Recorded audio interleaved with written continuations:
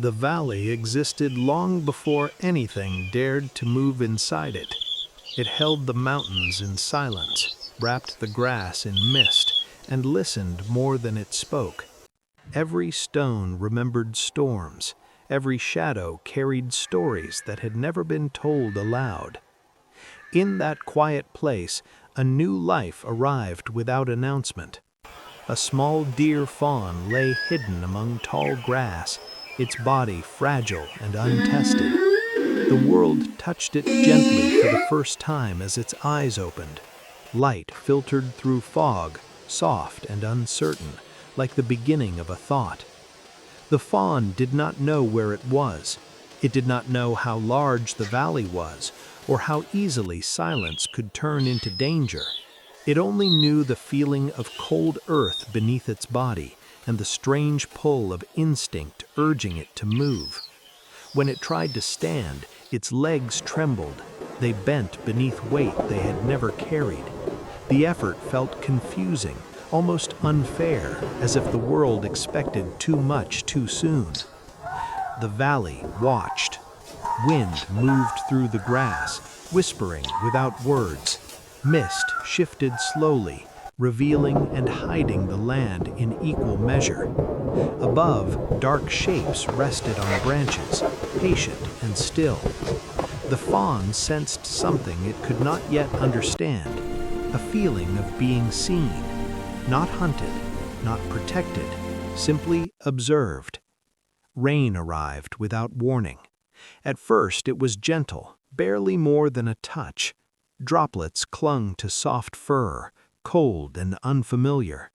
The grass darkened, bending beneath the weight of water. The fawn took a step forward, then another. Each movement carried it farther from where it had begun, but staying still felt heavier than moving. The sound of water reached its ears before the river appeared. A shallow current stretched across the valley floor, calm on the surface, but alive beneath. The fawn hesitated, then stepped in. Cold wrapped around its legs. The water pushed softly, testing balance and resolve. Ripples spread outward, carrying its reflection away. On the far side, the forest waited. From the edge of the trees, a presence emerged. A wolf stood in partial shadow, its body still, its eyes alert. There was no rush, no threat in motion, only awareness. Fear moved through the fawn like a sudden breath. Its body lowered instinctively, heart racing, muscles tight. It retreated toward cover, pressing close to reeds and stone. The wolf remained where it was. Then slowly, without sound, it turned and disappeared into the trees. The valley remained unchanged, but the fawn was not. Rain strengthened, wind followed. The sky darkened as the storm revealed its true weight. Grass flattened beneath the gusts, water pooled along the ground. Each step forward demanded more effort than the last. The fawn struggled to stay upright, its small body leaning into the wind. Cold seeped into its bones. Exhaustion followed close behind. At last, its legs gave way. It collapsed beneath an ancient stone arch worn smooth by time. Rain streamed down the stone, carving paths that had existed long before the fawn ever arrived. Shelter was imperfect, but it was enough.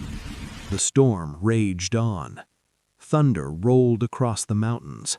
The valley echoed with its power, vast and uncaring. The fawn lay still, breath fast, body shaking. Then something moved nearby.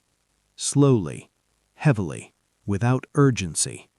An old tortoise emerged from the shadows, its shell marked by years of weather and travel.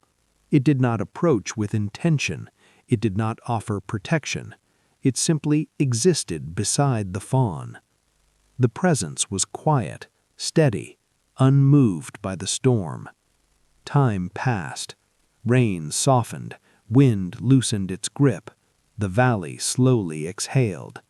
Mist returned, gentler now, drifting through grass and stone. The fawn's breathing slowed as exhaustion became rest.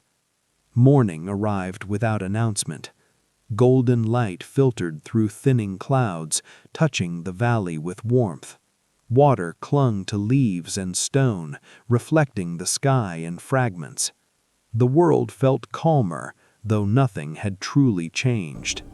The fawn opened its eyes. The tortoise was gone. Only the stone arch remained, warmed by the rising sun. The fawn stood again, its legs steadier this time.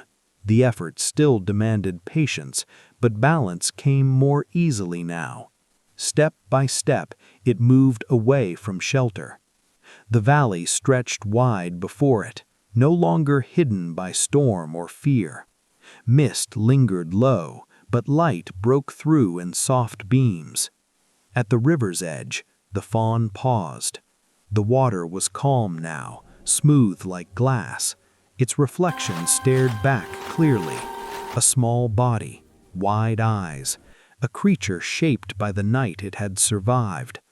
From the trees, the wolf watched once more. But something had shifted. The fawn stood taller. Its posture held quiet strength. Fear no longer folded it inward. The wolf lingered for a moment, then turned away. Balance returned to the valley.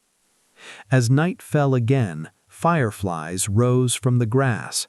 They drifted through the air like scattered stars, forming a gentle path forward. The fawn followed. It moved through open land and soft shadow, guided by instinct rather than fear. Each step carried purpose. Each breath felt easier than the last. The climb toward the ridge was slow. The ground sloped gently upward, demanding effort without cruelty. Above, the sky began to lighten. Dawn waited patiently.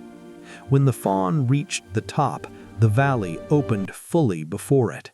Rivers wound through grasslands. Stone ruins rested quietly among the fields.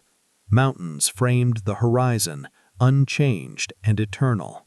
The sun rose behind the peaks, spilling light across the land. Mist lifted, shadows softened. The fawn stood still, silhouetted against the morning. The valley breathed. Not because danger had vanished, not because the world had become gentle, but because something small had learned how to stand within it. And in that breath, the journey rested.